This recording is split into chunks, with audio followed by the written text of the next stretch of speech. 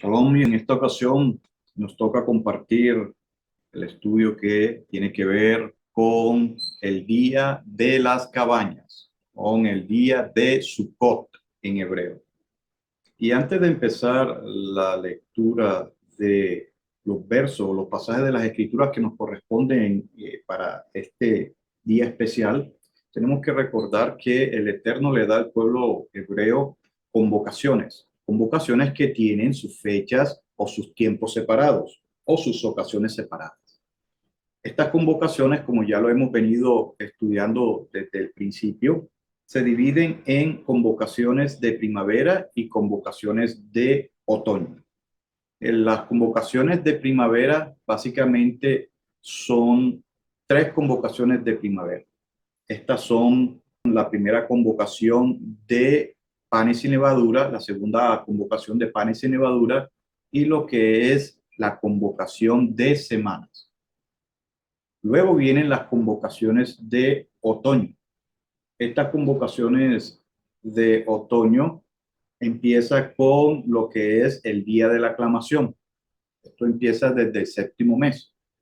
Luego le sigue lo que es el día de la cobertura, también conocido como el día de la expiación, y le continúa con el día de las cabañas, que es el que nos corresponde en este momento estudiar.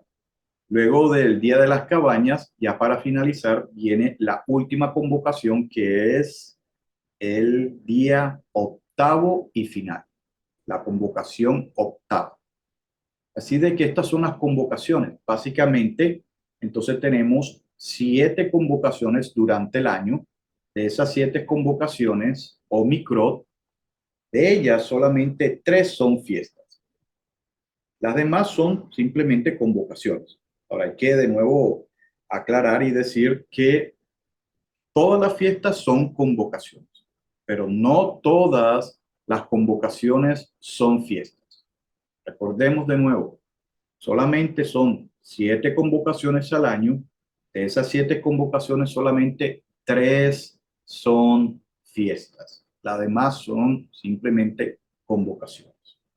Habiendo dicho esto, para comprobar lo que les estamos diciendo o lo que yo les estoy diciendo, vamos a empezar en las Escrituras, en el segundo libro de Crónicas, en el capítulo 8, y vamos a leer desde el verso 13.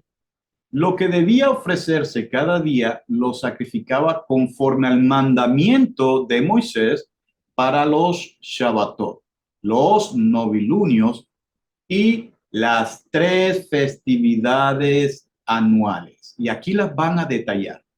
La fiesta de los ácimos o panes sin levadura, o sea, en hebreo matzot, las fiestas de las semanas, en hebreo shavuot, y las fiestas de las cabañas, en hebreo Sukkot. Entonces vemos aquí que primero analiza de que hay que llevar, conforme al mandamiento, ciertas ofrendas, ciertos korbanot. Estos son los Shabbatot, o sea, lo que son los sábados semanales durante todo el año. O sea, recordemos, Shabbat es la palabra hebrea en singular. Shabbatot es la palabra hebrea en plural. Y luego dice los novilunios, quiere decir cada principio de mes. Cada vez que los meses empezaban, también se tenían que llevar estos tipos de ofrendas. Y también dice las 3 festividades anuales. ¿Por qué no dice las 7? Porque obviamente solamente son 3 de esas 7 convocaciones. 3 de esas 7 convocaciones son fiestas. Y aquí lo confirmo. 3 festividades anuales. ¿Cuáles? Las fiestas de los ácimos, o sea, Hag Matzot o Hag Hamatzot, la fiesta de la semana, o sea, Hag Shavuot, y la fiesta de las cabañas, o sea, Hag Sukkot o Hag HaSukkot. Así de que aquí está más que claro. No hay discusión, no hay otra cosa diferente. El Eterno es el que pone la regla. El Eterno dice que es convocación, el Eterno dice que es fiesta. El Eterno dice ¿Cuáles son las convocaciones? El Eterno dice cuáles son las fiestas de aquellas convocaciones. Lo que sí hay que tener en mente es que tanto obviamente las convocaciones y las fiestas, que las fiestas también son convocaciones, tienen sus propias fechas, sus propios tiempos señalados, o sea, sus propios Moadim. Claro que sí. Recuerden, Moadim no es fiesta. Moadim es fecha o tiempos. Para que haya una mejor comprensión, siempre entiéndalo como una fecha, pero obviamente una fecha especial de parte del Eterno, de parte del Creador. Habiendo dicho esto y habiendo comprobado que eso es lo que dicen las Escrituras, entonces podemos ir para recordar de dónde es que sale por primera vez lo que es el mandamiento de la fiesta de cabañas. Recordemos, la fiesta de cabañas vendría a ser exactamente la sexta convocación durante el año y vendría a ser la tercera fiesta del año, como vemos aquí en este pasaje que acabamos de leer. Pero entonces, para empezar, ¿de dónde vino este mandamiento? O por primera vez, ¿cuándo fue que apareció? Vamos a ir al libro del Humash o de la Torah, el segundo libro, lo que es Shemot o Éxodo, y vamos al capítulo 23. Y en el verso 14 vamos a ver o confirmar lo que estábamos leyendo anteriormente. Mire lo que dice. 3 veces al año me celebrarán una festividad. Noten esto, 3 veces al año, no dice 7 veces al año, no dice 8 veces al año, dice ¿cuánto? 3 veces al año me celebrarán una festividad, o sea, me celebrarán fiestas, porque son 3 fiestas. No hay que confundir lo que había dicho anteriormente. Hay 7 convocaciones, obviamente, pero de esas 7 convocaciones, 3 son fiestas. ¿Y qué dice? Observarán la fiesta de los ácimos, o sea, lo que es la fiesta de Matzot, comiendo pan ácimo por 7 días, como te he mandado al tiempo establecido en el mes de Aviv, porque en él salieron ustedes de Misraim, o sea, Egipto, y nadie aparecerá delante de mí con las manos vacías. O sea, se tenían que presentar además este tipo de ofrendas, o sea, corbanos. Luego dice, y la fiesta de la cosecha, de los primeros frutos de tu trabajo, de lo que sembraste en el campo. Y esta fecha o esta fiesta de la cosecha es lo que se conoce también como la fiesta de la semana. Recordemos que anteriormente habíamos estudiado que la fiesta de la semana también se le llama la fiesta de la cosecha en castellano. Y luego dice, después de eso, la tercera y última fiesta, dice la fiesta de la recolección al fin de año. Esta fiesta de recolección es lo que se conoce como la fiesta de la cabaña o de las cabañas también. Se le conoce como la fiesta de recolección o la fiesta de las cabañas. Porque recordemos de que todo este tipo de convocaciones y sobre todo estas 3 fiestas tienen que ver con lo agrícola. ¿Por qué? Porque Israel era una nación agrícola. Y por eso desde el principio el Eterno cuando les dice que cuando tomaran o cuando entraran a la tierra prometida, lo que ellos sembraran, entonces era lo que ellos iban a traer al Eterno, al Creador, al Padre, como ofrenda de agradecimiento. Entonces, obviamente esto tiene que ver es con eso primeramente. Y por eso es que se le conocen a estas fiestas, como ya estamos leyendo aquí, como la fiesta de la cosecha, que es la fiesta de la semana. Así de que si usted tiene su Biblia abierta y ve en este pasaje esta palabrita, entonces ya usted debe ponerle un circulito y agregar de que se trata de la fiesta de las semanas o Shavuot. Lo mismo, la fiesta de la recolección, ya usted sabe que trata es de Sukkot. Y dice al fin del año. ¿Esto por qué? Porque ya estaba acercándose el fin de año. Cuando recolecte los resultados de tu trabajo del campo, 3 veces al año aparecerán todos tus varones delante de Adón Yahweh. ¿Se dan cuenta? 3 veces al año. Estas son las 3 fiestas que el Eterno le da al pueblo de Israel. Y el Eterno le decía a ellos que eran los varones los que tenían que ir a Jerusalén a presentarse delante de él, obviamente con sus respectivas ofrendas, las ofrendas que hemos estudiado en algún tiempo o en algún momento y que aquí están volviendo a decir. Entonces, vemos que son 3 fiestas, 3 Hagim, 7 convocaciones, 3 fiestas. Y vamos a ir a otro pasaje en este mismo libro de Shemot o Éxodo, pero ahora vamos al capítulo 34. Vamos al verso 22. Verso 22 dice, observarás la fiesta de Shavuot, semanas. Esto es lo que habíamos leído anteriormente que tiene que ver con la fiesta de las cosechas. O sea, se le puede llamar semanas o cosechas. De los primeros frutos de la cosecha del trigo. Y después que dice, y la fiesta de la recolección a fin de año. Esto tiene que ver es con Sukkot, como habíamos leído en el pasaje anterior.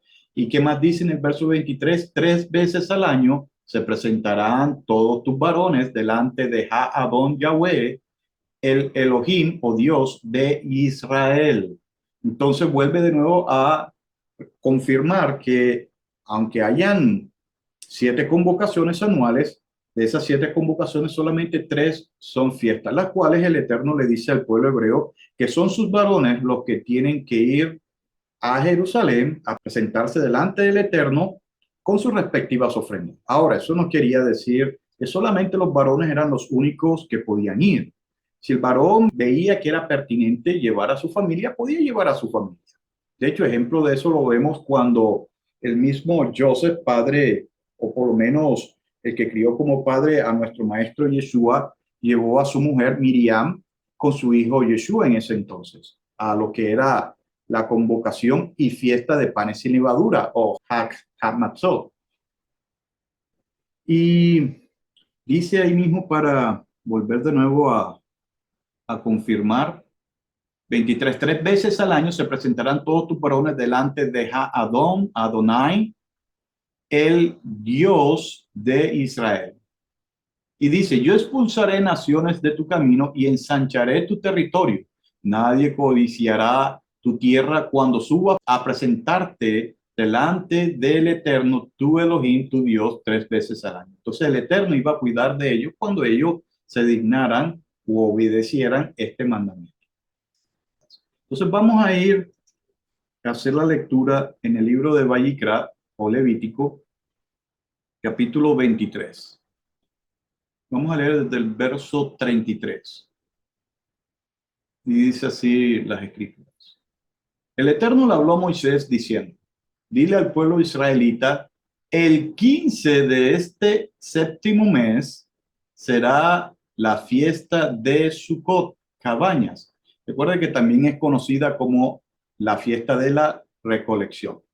Fiestas de cabañas o fiestas de recolección. Para el Eterno, por 7 días. El primer día será una ocasión sagrada. Ahora noten algo bien interesante, como las demás convocaciones, esta también tenía que tener, o también tiene, una Mikra Kodesh, o sea, en este caso, una convocación apartada.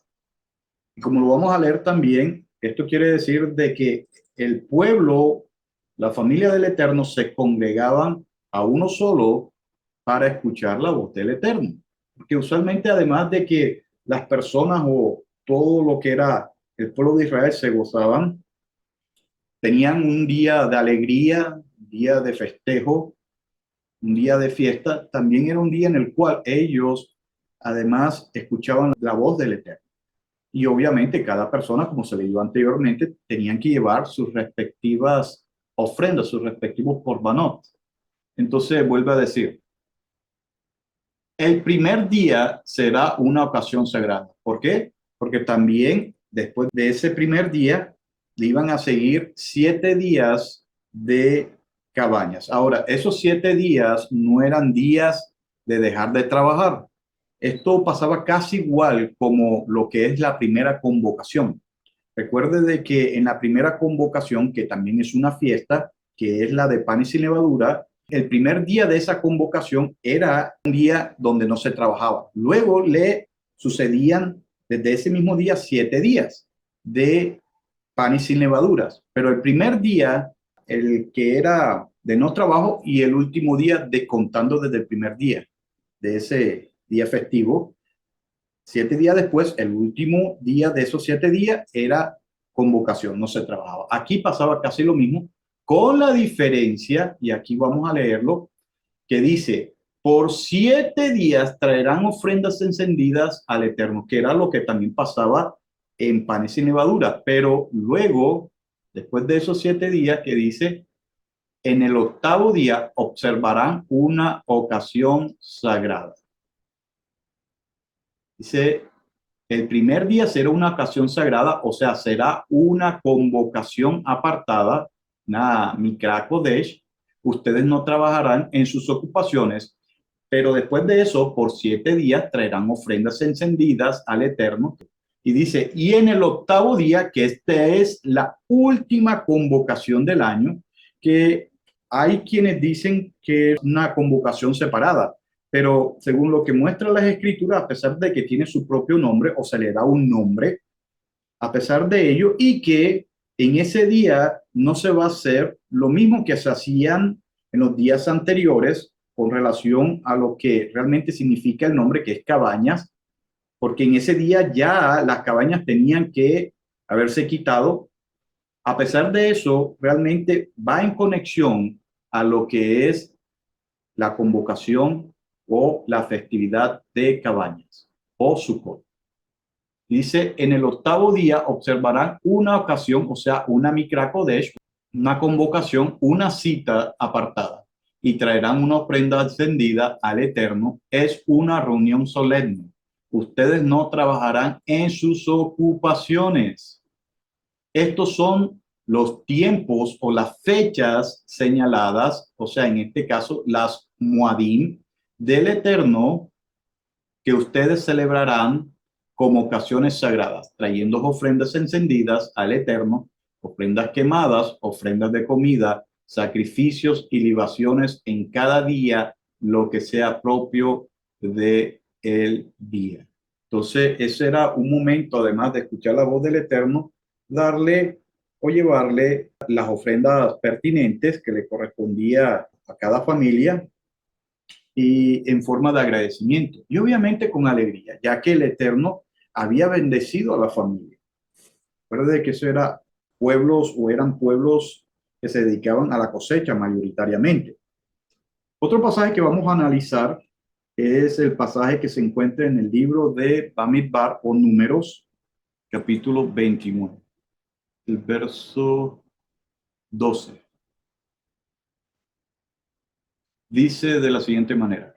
En el día 15 del séptimo mes observarán una ocasión sagrada. Recuerde de que la traducción más exacta vendría a ser una cita separada o una congregación o una convocación separada. No trabajarán en sus ocupaciones. Por 7 días observarán un festival del Eterno. ¿Por qué? Porque por 7 días, comenzando desde el primero, como lo vamos a leer eventualmente también, la idea era de que cada familia o cada cabeza de hogar hiciera lo que se conoce en hebreo como una suca, en plural sukkot, o sea, una cabaña. Y hay que diferenciar algo, porque algo que la gente a veces se confunde, de hecho yo pasé por esa experiencia, es que la gente cree que una suca tiene que ver con tiendas de campaña. Eso no es así. La gente cree de que no, lo que pasa es que el pueblo de Israel, como habitó en tiendas de campañas, entonces esas son las azúcar. Realmente las azúcar son diferentes a las tiendas de campaña.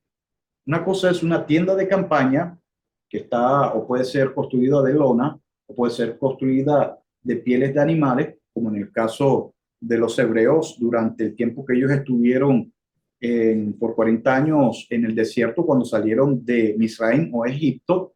Y otra cosa es lo que es el azúcar. Azúcar, el Eterno le da ciertas características, ciertos materiales para hacer esa azúcar, o sea, esa cabaña, ese tabernáculo. Entonces, una cosa es la tienda de campañas y otra cosa es las cabañas.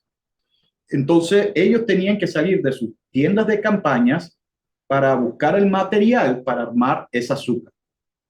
Y ellos ya no tenían que estar dentro de su tienda de campaña cuando estaban durante 40 años en el desierto, sino que tenían que armar esa azúcar fuera de su tienda de campaña para habitar en ellas en ese momento.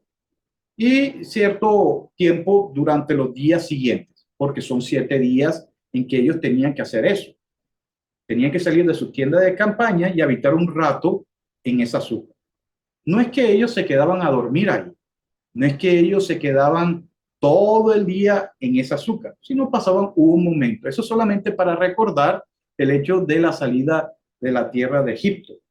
Y luego de que ellos llegaron a la tierra prometida, hicieron la misma cosa. Ellos no salían de sus casas ya después hechas en muchas ocasiones de material de concreto, de piedra, de cemento, a lo mejor de algún tipo de mezcla sólida. Ya no tenían que tener tienda de campaña porque ya tenían su lugar propio. Entonces salían y hacían la misma cosa que hacían en el desierto. Buscaban el material que el Eterno les había mandado, armaban sus sucas, se entraban por un rato y listo.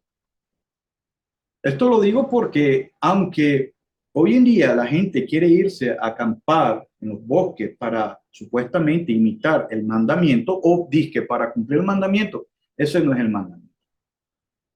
¿Es malo irse de campamento en ese tiempo? No, no es malo.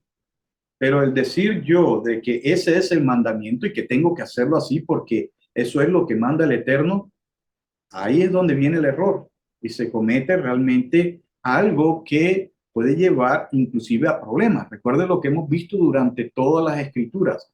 Cuando el Eterno no manda algo, y de hecho si Él no es el que cambia las condiciones, uno no puede estar poniéndose a inventar lo que es nuevas cosas. No puede estar diciendo, bueno, me parece hermoso, bonito hacerlo de esta forma cuando el Eterno no lo ha mandado. Hay que tener cuidado con eso. O sea, bien, el que quiera hacer sus campadas o acampadas en un bosque, hágala. No hay ningún problema en ese día, pero no diga de que ese es el mandamiento. Hoy en día es imposible hacer ese mandamiento porque tiene ciertas condiciones, ya lo hemos leído. Una de esas condiciones es estar en Israel, específicamente en Jerusalén. Y el Eterno manda ciertos materiales, como también lo vamos a ver más adelante, para hacer estas cabañas. Ahora, uno puede emular eso donde uno está. Pues sí, como una forma pedagógica, uno puede armar en su casa, si tiene la posibilidad, su azúcar. No hay ningún problema. Usted lo puede armar. Puede mostrarla y hacerlo con sus hijos, como una forma pedagógica para ilustrar o para mostrarle a sus hijos cómo eso se vivió. Pero no decir, todo el mundo tiene que hacerlo como yo lo estoy haciendo porque este es el mandamiento. Porque hay que ser realista. Eso no es el mandamiento.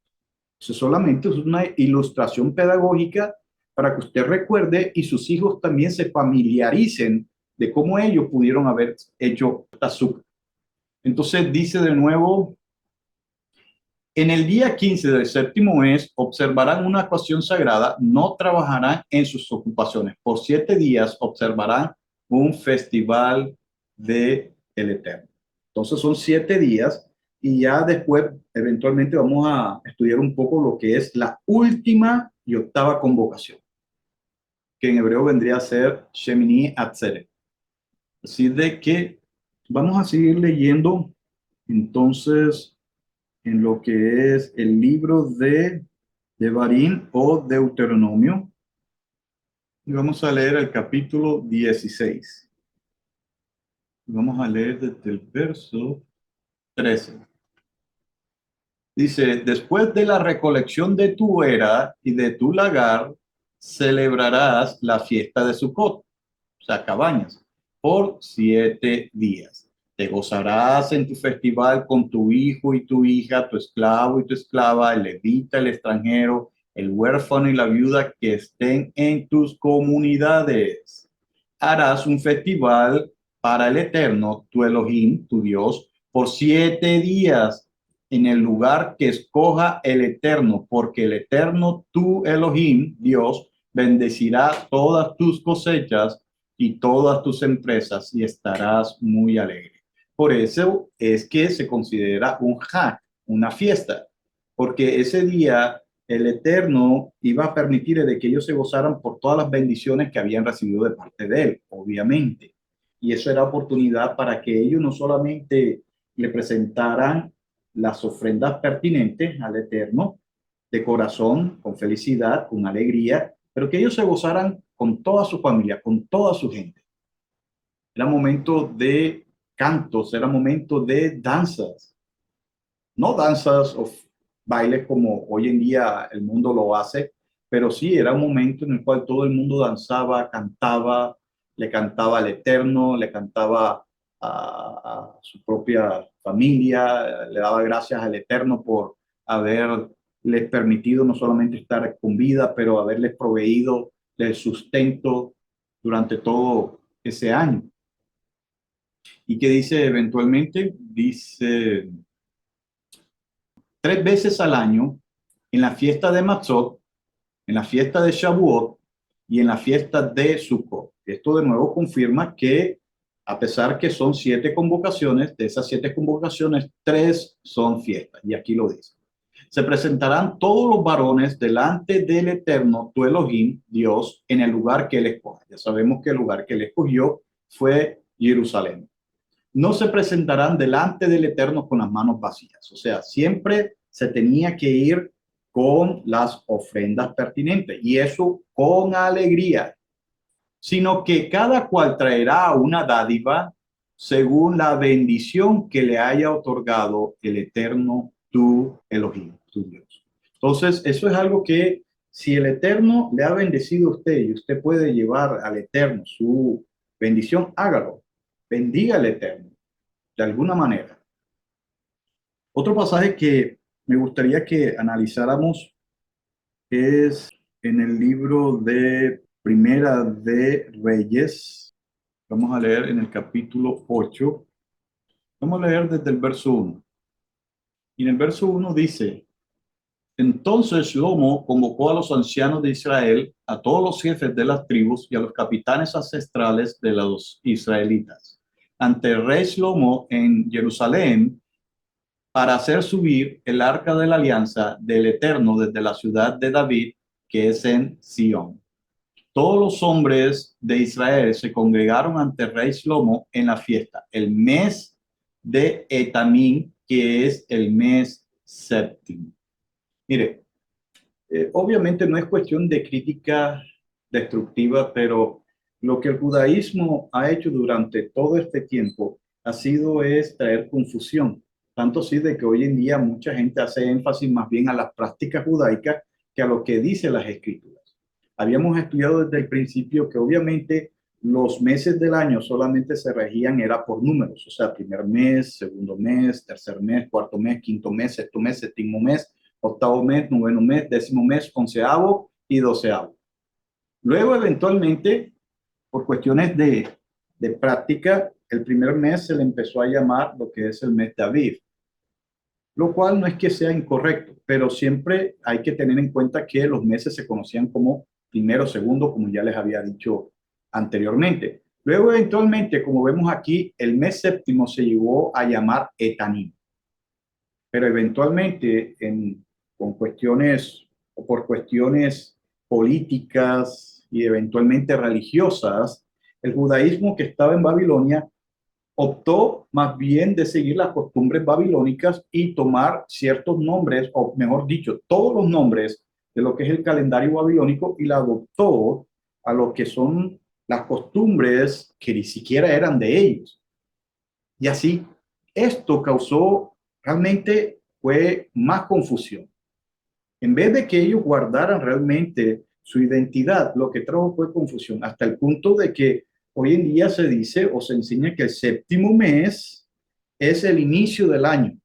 Y estamos hablando inicio del año legal, porque para ellos el primer mes del año, según el calendario hebreo, no es el inicio de año legal, sino es el inicio de año religioso. Entonces esto crea bastante confusión cuando una persona entra al estudio de las escrituras y sobre todo teniendo en cuenta desde el punto de vista hebraico de las escrituras. Y se llegan a confundir porque creen que el punto de vista hebraico es desde el punto de vista judaico. Y ahí viene la confusión. Entonces vemos aquí que realmente el nombre que de repente se puede decir como tal, el séptimo mes, vendría a ser Etanim, en vez de Tisri o Tisrei, como le llaman o como lo nombran algunos otros, la pronunciación. Pero aquí vemos que se congregaron en el mes séptimo que llamaban Etanim. También vale la pena leer el segundo libro de Crónicas, capítulo 8, desde el 13, que fue lo que leímos anteriormente, para confirmar que dice, lo que debía ofrecerse cada día lo sacrificaba conforme al mandamiento de Moisés para los Shabbatot, o sea, para los sábados, los Shabbats semanales, los novilunios, o sea, cada inicio de mes, y las 3 fiestas o festividades anuales. Vuelve de nuevo a recordarnos la fiesta de los ácimos, o sea, Hamatzot, las fiestas de la semana, Shavuot, y la fiesta de las cabañas, o sea, Sukkot. Así que no hay pierde ahí, ahí está de nuevo confirmado. Ahora, hay un pasaje de las Escrituras que vale la pena también analizar que se encuentra en el libro de el Cohen o el sacerdote Ezra o Esdras, como aparece en algunas versiones. En el capítulo 3, Ezra, Esdras, capítulo 3, desde el verso 4.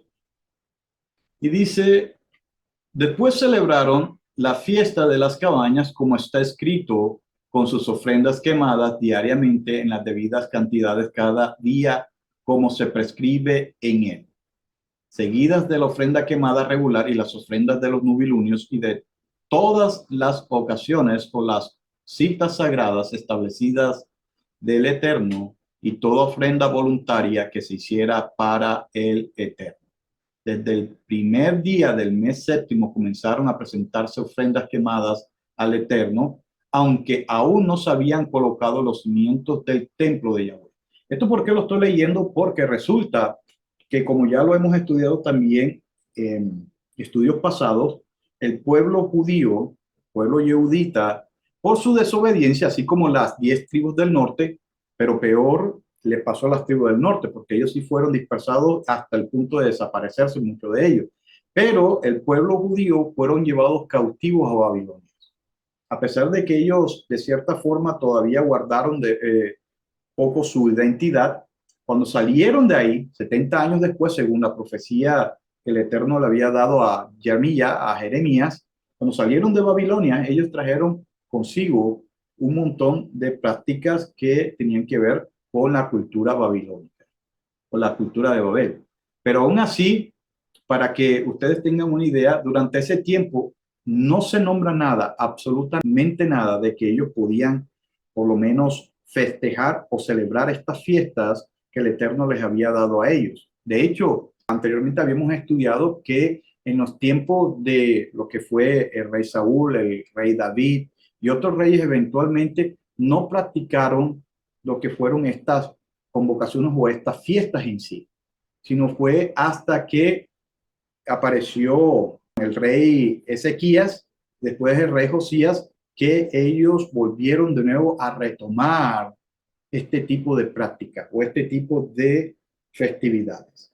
Pero después de que ellos fueron invadidos por Babel o Babilonia y que fueron liberados después de 70 años y que muchos de ellos volvieron, ellos no hacían o no guardaban eso en Babilonia. Y cuando llegaron, apenas es que ellos iban a hacerlo. Después de mucho tiempo de que muchos de ellos hubieran vuelto, apenas en los tiempos de Ezra o Nehemías, empezaron a ver lo que dice la Torá, lo que dice el mandamiento del Eterno, que ellos debían hacer en este tiempo. Y por eso es que dice aquí, al libro de Nehemías, que es contemporáneo con el libro de Ezra o Esdras, capítulo 8, Vamos a leer desde el verso 14.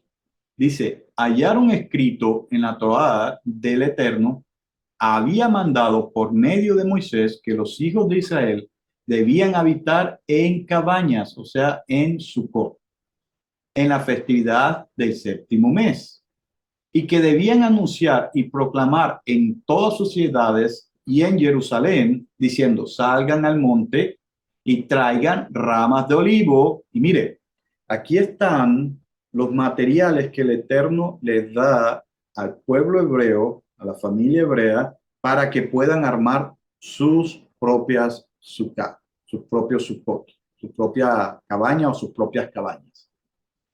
No eran cabañas o no eran tiendas de acampar, sino que eran sukkah. ¿Cómo se hacían?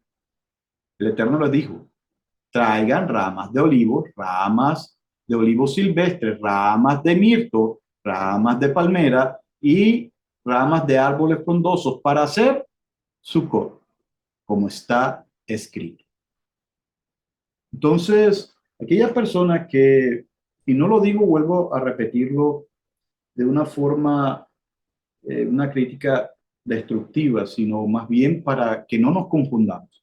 Aquella persona que quiera acampar, acampe, quiera meterse en una carpa de campaña en el bosque durante ese tiempo, hágalo, pero no diga que es el mandamiento.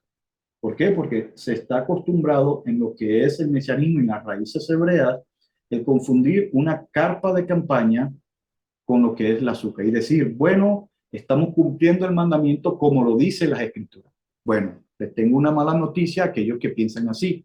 No están cumpliendo el mandamiento, al contrario, le están llevando la contraria al Eterno, porque el mandamiento es específico. No podemos llamar mandamiento a algo que el Eterno no ha ordenado. Usted lo quiere hacer, hágalo, pero no diga que es el mandamiento, porque entonces se mete en problemas graves, problemas que van a contradecir lo que el mandamiento dice, lo que el Eterno dice. Recuerde lo que le pasó a los hijos de Aarón por haber hecho algo que no debieron hacer. Cuando hicieron algo que no debían hacer, no siguieron las pautas del Eterno. Y así les pasó a otras personas, como por ejemplo Jeroboam, si se acuerdan, el primer rey de las tribus del norte. El Eterno le dijo en el séptimo mes, él dijo no, en el octavo. El Eterno le dijo en el séptimo mes a Jerusalén, él dice no, en el octavo, pero aquí, en este monte. O sea, ven lo que esto puede causar. Si el Eterno no lo ha dicho, si el Eterno no ha cambiado las reglas, entonces no nos pongamos a inventar. Entonces, aquí vemos que el Eterno le da o le recuerda cuáles son los materiales para hacer las cabañas. ¿Cuáles son los materiales? Aquí vemos ramas de olivos silvestres, ramas de mirto, ramas de palmeras y ramas de árboles frondosos para hacer cabañas como está escrito. Entonces el pueblo salió y las trajo y cada uno hizo cabañas. Nadie va a poder decir, bueno, lo que pasa es que lo que pasó allá en el desierto es algo que pasó cientos de años y entonces hay que modernizarnos a estos tiempos. No, porque habían pasado también cientos de años después que Nehemías y el sacerdote Ezra habían vuelto de cautiverio allá de Babilonia. Y ellos hicieron de acuerdo a lo que estaba escrito. Y les aseguro, pudieron ellos decir o pensar, bueno, estamos modernizados, tenemos tiendas de campañas más modernas, vamos a poner tiendas de campañas. No había ningún problema porque ellos ya habían construido, de hecho, si leemos un poco antes, habían construido sus propias casas de material sólido, de piedras, de cemento, de mezcla. Ya vivían en casas construidas de material sólido. Entonces, no había ningún problema para ellos decir, vamos a poner entonces tiendas de campañas para azúcar.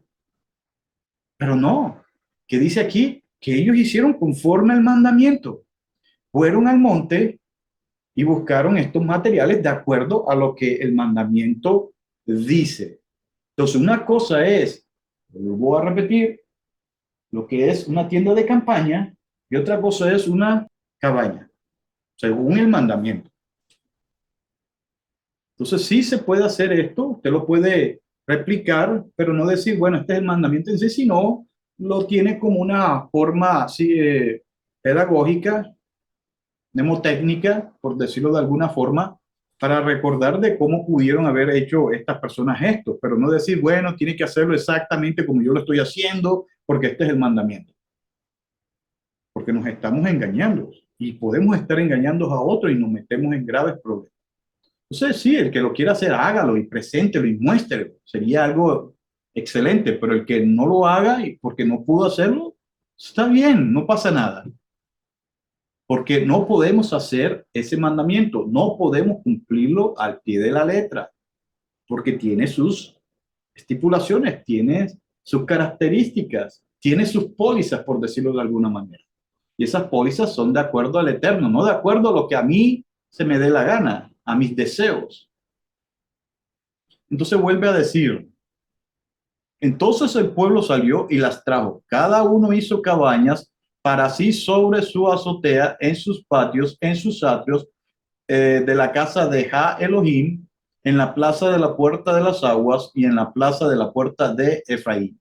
Toda la comunidad que había vuelto del cautiverio hizo cabañas y habitó en ellas. Desde los días de Yeshua, hijo de Nun, o sea, ¿te acuerdan de Josué, como se ha traducido en versiones castellanas, o Yehoshua también, hasta aquel día, los israelitas no habían hecho tal cosa y había una alegría muy grande. Si se dan cuenta, o sea, los hebreos no habían hecho desde que Josué o la primera generación de Josué y después de que Josué murió, ya ellos dejaron de hacer esto.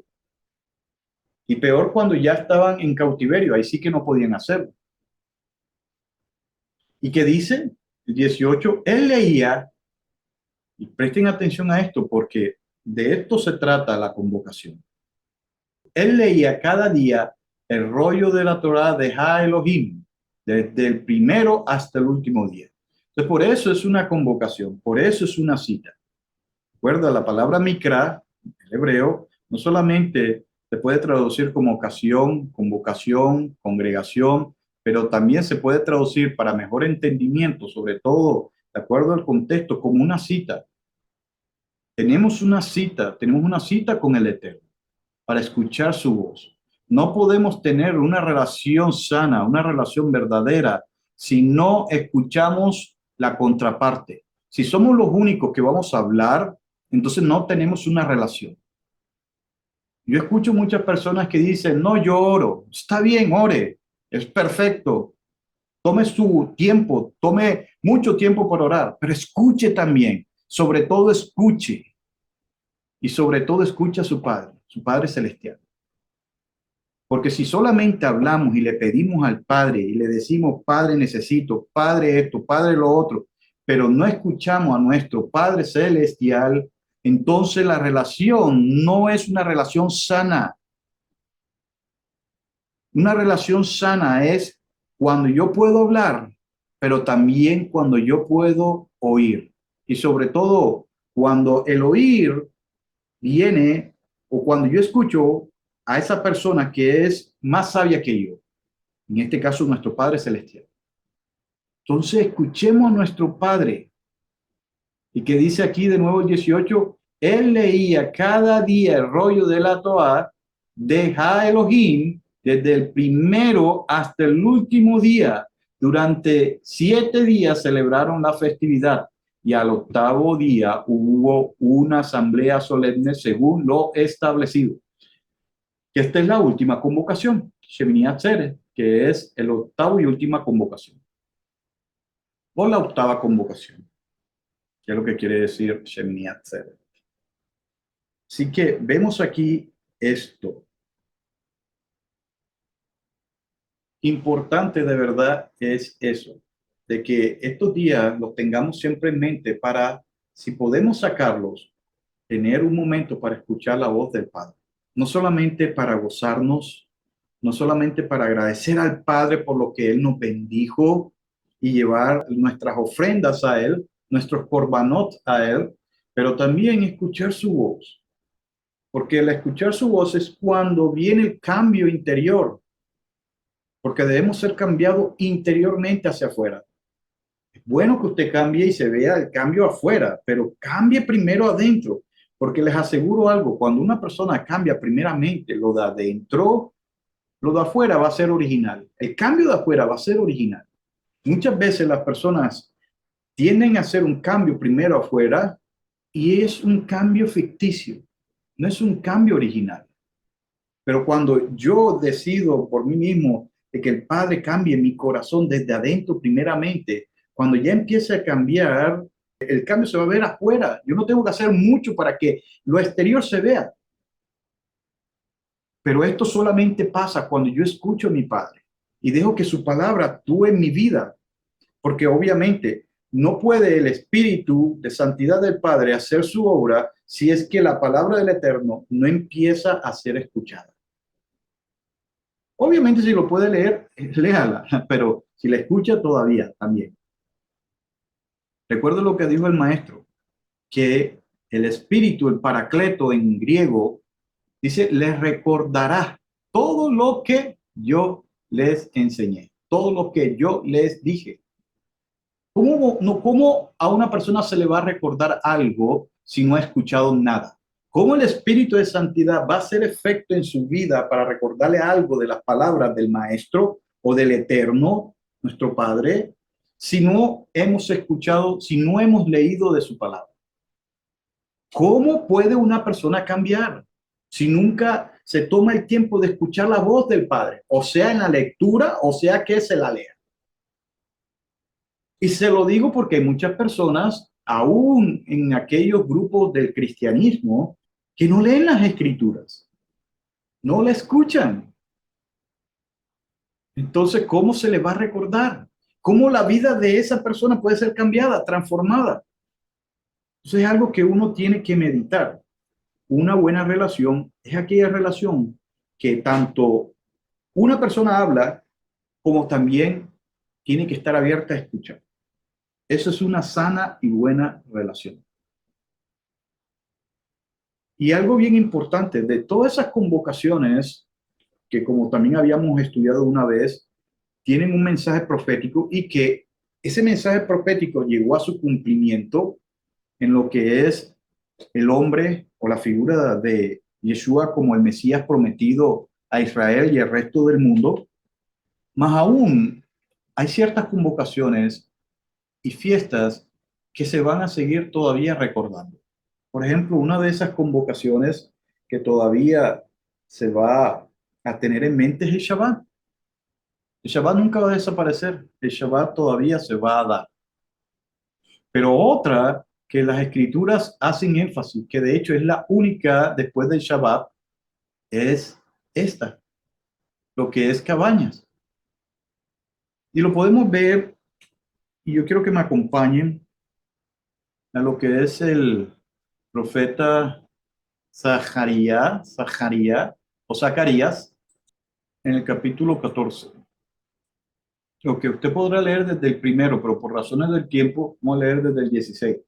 Dice, todos los sobrevivientes de todas aquellas naciones, ¿por qué? Porque va a pasar una hecatombe, una especie de guerra intergaláctica, por decirlo de alguna forma, que vinieron contra Jerusalén, harán un peregrinaje año por año para postrarse ante el Rey, el Eterno de los ejércitos. Obviamente que puede ser el mismo Padre o puede ser también Yeshua en representación del Padre. Recuerda de que muchos de aquellos reyes que gobernaban realmente era el Eterno gobernando a través de ellos.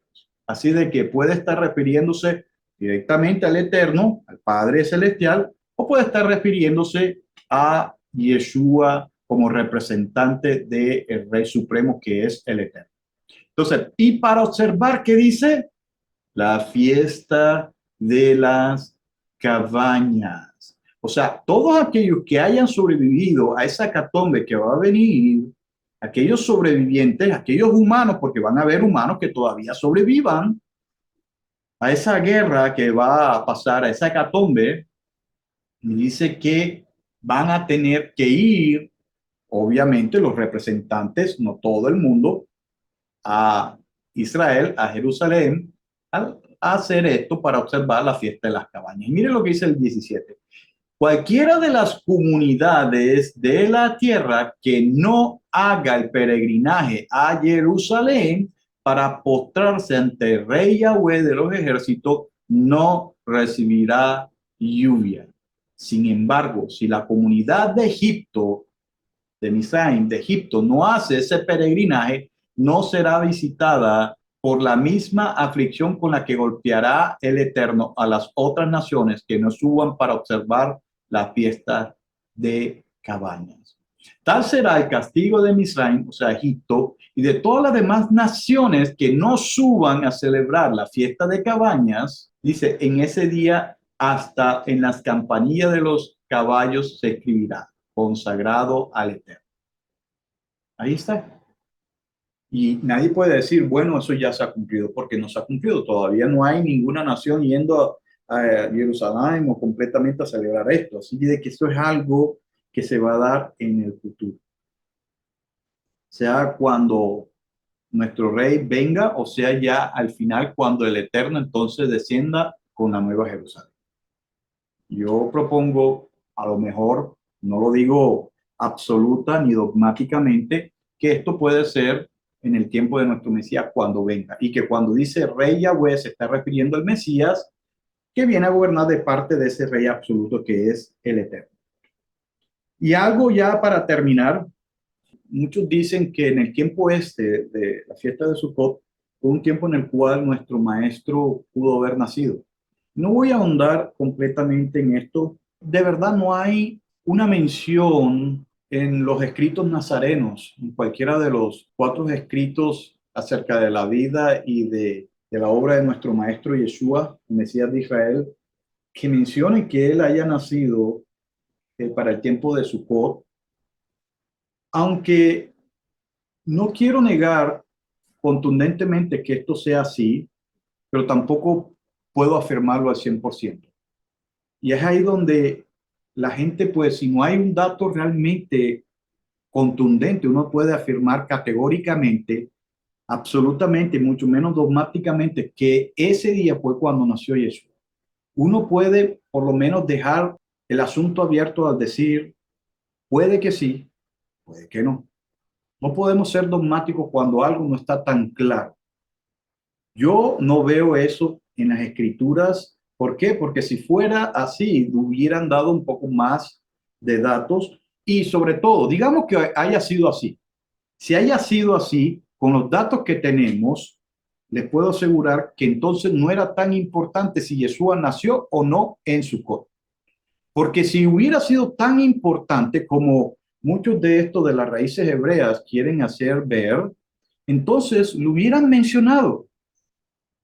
Si esto fuera importante, que él hubiera nacido en Sucot, lo hubieran mencionado. Pero usted abre las escrituras nazarenas, las 4 que tenemos, e inclusive las cartas de los emisarios, especialmente Pablo, y usted se va a dar cuenta que ellos hacen un silencio sepulcral acerca de este tema. Si esto era tan importante, si realmente el nacimiento de Yeshua en Sukkot era tan importante como hoy en día proponen estos grupos, entonces ¿por qué no aparece o se da alguna mención acerca del tema? Vuelvo a decir, entonces dejemos la cuestión abierta, pero no hagamos énfasis. Si nació o no nació, no es la gran cosa. Recuerde, no es el nacimiento de Yeshua, aunque obviamente, como lo dicen algunos cristianos o algunos de la secta del cristianismo, cualquiera que fuera su cuestión, el Mesías nació y es de gran alegría. Claro, es importante que él hubiera nacido, porque si él no hubiera nacido, él no hubiera dado o hubiera ofrecido esa obra, sobre todo la obra que hizo en ese madero, en esa cruz. Es importante que él hubiera nacido, pero la importancia como tal no se da en el nacimiento, sino en el hecho de haber muerto en la forma que murió en ese madero. Y por eso es que Pablo exalta es la muerte y su resurrección. Pablo no exalta tanto el nacimiento. Obvio, el nacimiento es bueno porque eso nos asegura que realmente él estuvo aquí en la tierra. Pero el nacimiento en sí mismo no hace gran diferencia si es que él no hubiera hecho lo que él hizo después. Lo que más vale es lo que él hizo. En este caso, su muerte, el tipo de muerte que él tuvo y sobre todo también su resurrección. Como Pablo también hubiera escrito, si el Mesías, si Yeshua, el Mesías, no resucitó, en vano nuestro anuncio, en vano nuestra predicación. Así que lo quiero dejar hasta aquí para que ustedes puedan preguntar, ustedes puedan opinar. Si tienen algo que agregar, háganlo.